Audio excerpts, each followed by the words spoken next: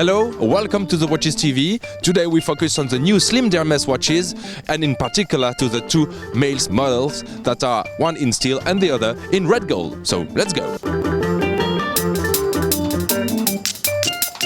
It is super difficult to bring creativity and innovativity when designing a new classic line, and Hermès succeeded. So, how did they do? First, they started with great proportions and diameter of 39.5 millimeters, which is the perfect size for most male wrists. The caseband as well boasts the same classic shape, like a modern classic watch but slightly inclined. In the end, it is shaped like a vase, starting from the bottom and opening at the top. It creates a feeling of giving as much space as possible to the dial and the sapphire crystal glass. The bezel is proportionately thin considering the size of the watch, and this choice structures the look of the watch as seen from above without taking too much space from the dial. The fact that it also presents a strong angle amplifies the personality of the watch. But the real touch of taste comes in the lugs. Supremely subtle, they are perfectly balanced arches that emerge from the case to end with a little spur jutting back towards the strap.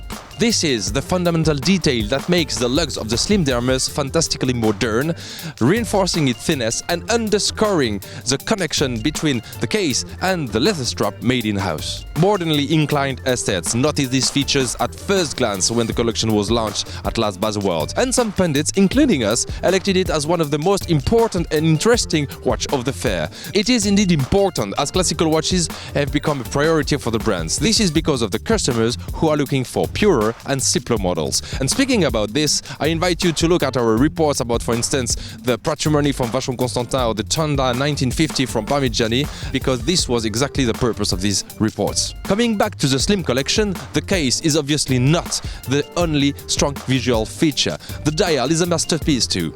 Indeed, the approach was different at Hermès worked with the French graphic designer Philippe Appelois to create a new font.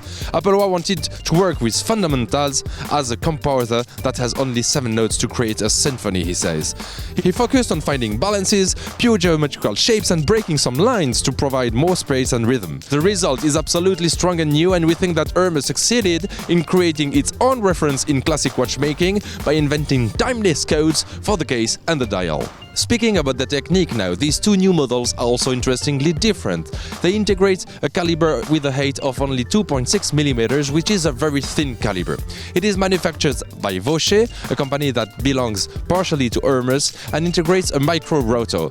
Micro-rotors are indeed challenging to conceive and make reliable because of their kinetic properties. Finally, and it may be the most important argument in favor of this new collection, I am speaking about the price. The steel model is sold 6,400 francs including taxes, and the red gold 15,300. These are very attractive prices, and what counts more here is that it makes the watch accessible for more people, because in the end the goal is not to buy a watch but to wear it. So congratulations Hermès, you made really a great job with the slim collection. See you soon, bye!